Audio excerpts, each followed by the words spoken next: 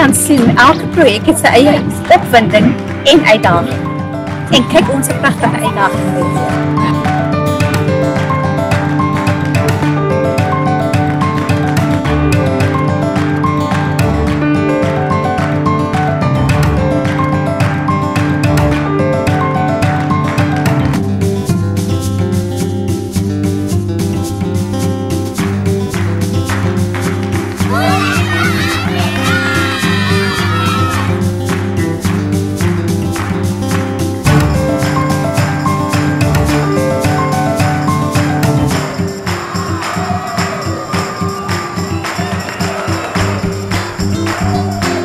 Die Afrikaans wat jou mamma en jou pappa en jou ouma en jou oupa by die huis praat.